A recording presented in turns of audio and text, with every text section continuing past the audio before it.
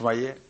میرا سوال یہ ہے آپ سے جی کہ مرزا صاحب نے درجہ بدرجہ اپنا دعویٰ کیا ہے. ٹھیک ہے، بالکل ٹھیک ہے.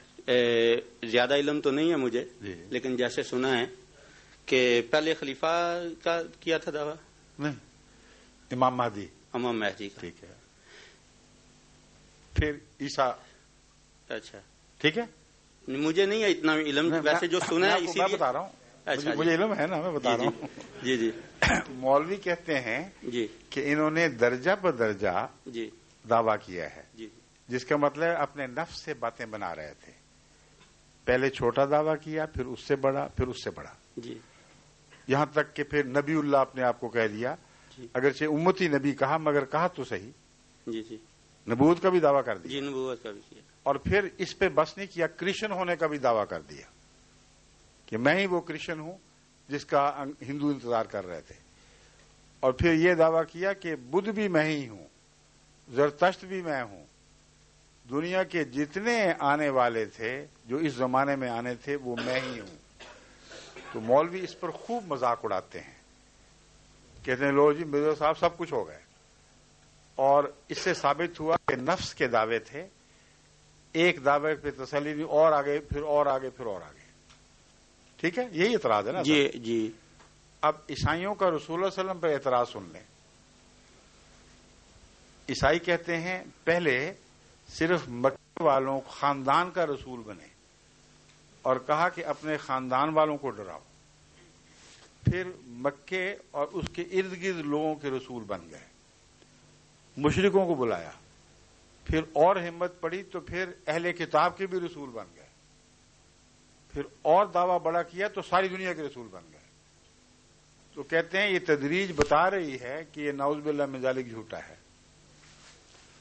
یہ دونوں اعتراض بالکل ایک ہی شکل کے اور دونوں لغو اور بالکل الٹ نتیجہ ثابت کرتے ہیں، بجائے اس کے کہ ان کو فائدہ دیں. اب میں آپ کو اس طریق کی وجہ سمجھ بتاتا ہوں. جی.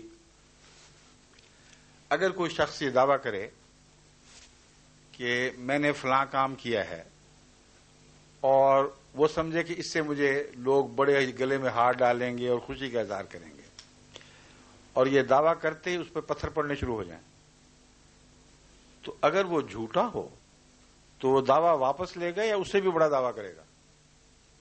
اس سے بڑا دعویٰ کرے گا. اگر جھوٹا ہو تو جھوٹا ہو تو واپس لے گا. جی ہاں. جی جی.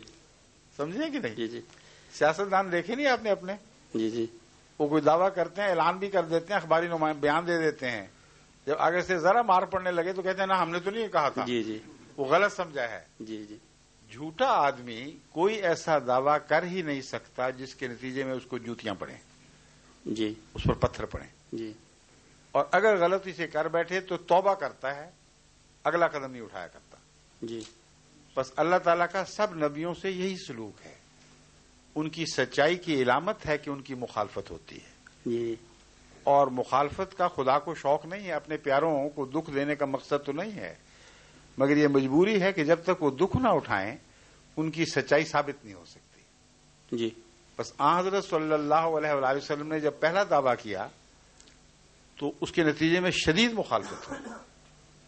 جی.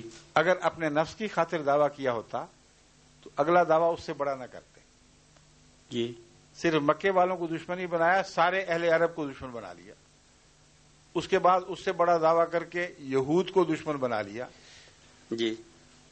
پھر اس سے بڑا دعویٰ کر کے عیسائیوں کو دشمن بنا لیا. جی. اور پھر ساری قوموں کا رسول بن کر ساری قوموں کو دشمن بنا لیا. جی. جی. تو یہ آپ کی صداقت کا نشان ہے، نہ کہ آپ کے غلط ہونے کا نشان. جی. حضرت مرزا صاحب کا آپ سنیے. جی. جب آپ نے دعویٰ کیا کہ میں امام مہدی ہوں جی. تو مسلمانوں نے کیسی آؤ بھگت کی آپ کی؟ کچھ پتا ہے آپ کے قتل کے فتوے جاری ان کو آپ کے قتل کے فتوے جاری ہو گئے. جی. جی. جب آپ نے کہا عیسیٰ علیہ السلام فوت ہو گئے تو آگ لگ گئی ہندوستان میں مخالفت کی. جی. جو پہلے تائید میں تھے وہ بھی مخالف ہو گئے. اور ابھی یہ کافی نہیں تھا، گویا کہ پنجاب میں سکھوں کی اکثریت تھی جو ہمارے قادیان کے ماحول میں تو بڑے سخت مضبوط جتھے سکھوں کے آباد تھے.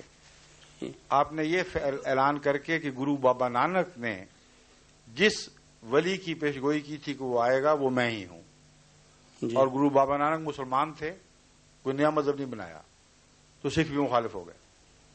ہندوؤں کو یہ کہہ کر کہ کرشن ایک خدا کا قائل تھا اور اس نے جو آنے کا وعدہ کیا تھا میں اس کی طرف سے ہو کر تم لوگوں میں آیا ہوں، سارے ہندو سارے آریہ آپ کے مخالف ہو گئے۔ جی، جو باقی مذہب تھے ہر ایک کو آپ نے دشمن بنا لیا۔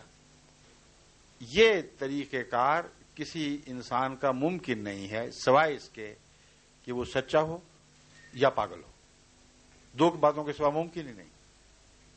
اگر پاگل ہو تو پاگل جو دعوے کرتے ہیں لوگ ان کو اپنے حال پر ہی چھوڑ دیتے ہیں، خود ہی اپنی موت مر جاتے ہیں۔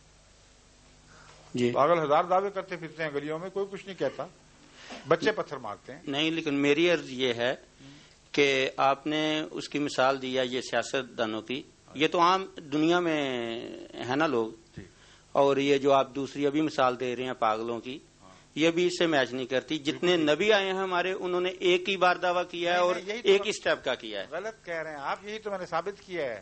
جی، آپ تو عیسائیوں کے الزام کبھی آپ نے پڑھے ہی نہیں، اسلام کی تاریخ آپ نے کبھی نہیں پڑھی۔ میں نے تو رسول اللہ صلی اللہ علیہ وسلم سے بات شروع کی تھی۔ میں یہ بتا رہا ہوں کہ یہ نہیں کہہ رہا کہ ان کی مثالیں اس پہ صادق آتی ہیں، میں کہتا ہوں ان کی مثالیں اور ہیں، نبیوں کی اور ہیں، نہ وہ پاگلوں والی مثال ہے نہ وہ دنیا داروں کی مثال ہے۔ جی جی، کیونکہ نبی سچے ہوتے ہیں اس لیے ان کا اگلا دعویٰ پہلے دعوے سے بڑھ کر ہوتا ہے، اور اس کی سب سے بڑی مثال رسول اللہ صلی اللہ علیہ وسلم ہے۔ جی جی، پہلا دعویٰ آپ نے عالمی رسول ہونے کا نہیں کیا تھا، پہلے دعوے میں عیسائیوں کو مخاطب نہیں فرمایا، مشرکین مکہ سے گفتگو بحث چلی، اور قرآن کریم فرماتا ہے کہ انذر عشیرتک الاقربین، تو اپنے رشتہ داروں قریبیوں کو ڈرا، اور اسی لیے آپ پہاڑی پر چڑھ کر اپنے رشتہ داروں کو اکٹھا کر کے ان کو ڈراتے رہے۔ لیکن وقت کے ساتھ ساتھ آپ کا دعویٰ بڑھا ہے، اور یہی بات ہے جو عیسائی مستشرقین نے جو اسلام کا علم رکھ کر اسلام پر اعتراض کرتے ہیں، انہوں نے اپنی کتابوں میں ڈال کر کثرت کے ساتھ رسول اللہ صلی اللہ علیہ وسلم پر یہ حملہ کیا ہے کہ دیکھ لو یہ جھوٹا ہے، کیونکہ آہستہ آہستہ اس کا دعویٰ بڑھا ہے اور ایک دم نہیں کیا۔ حالانکہ اگر خدا کی طرف سے ہوتا تو ایک دم سارے دعوے کرتا۔ تو اب یہ اعتراض مسیح رسول اللہ صلی اللہ علیہ وسلم پر سچا ہے یا جھوٹا ہے؟ غور کریں، کیا واقعتاً ایسا نہیں ہوا کہ عالمی رسول ہونے کا دعویٰ بعد میں کیا گیا ہے، مکے سے ہجرت کے بعد کا دعویٰ ہے، اور پہلا دعویٰ مشرکین مکہ سے مقابلے کا ہے، پھر رفتہ رفتہ اہل کتاب داخل ہو گئے بیچ میں، عیسائیوں سے مقابلہ شروع ہوا، اور پھر آخری اعلان یہ ہے کہ میں قل یا ایھا الناس انی رسول اللہ الیکم جمیعا، اعلان کر دے کہ اے بنی نوع انسان میں تم سب کی طرف رسول بنا کے بھیجا گیا ہوں۔ یہ جو دعوی ہیں ان میں تدریج ہے۔ میں آپ کو یہ بتا رہا ہوں کہ یہ آپ کی غلط فہمی ہے کہ دعوی اگر آہستہ آہستہ بڑھیں تو جھوٹ کی علامت ہوتے ہیں۔ دعوی اگر آہستہ آہستہ بڑھیں اور ہر دعوے پر مخالفت بڑھے تو یہ سچ کی علامت ہوتی ہے۔ یہ میں سمجھا رہا تھا آپ کو، ثبوت دے رہا ہوں کہ جھوٹے آدمی جب دعویٰ کرتے ہیں اور توقع کے خلاف لوگوں میں حاضر عزیز ہونے کی بجائے اور بھی لوگ نفرت کرتے ہیں تو پھر اگلے دعوے نہیں کیا کرتے، واپس آ جا کرتے ہیں۔ انبیاء مخالفت کے باوجود بڑے دعوے کرتے ہیں، یہ ثبوت ہے اس بات کا کہ دنیا کی ان کو پرواہ نہیں، اللہ پر توکل کرتے ہیں اور اللہ ان کی حفاظت کرتا ہے۔ سمجھے؟ ٹھیک ہے، بس یہی سوال تھا میرا۔ شکریہ۔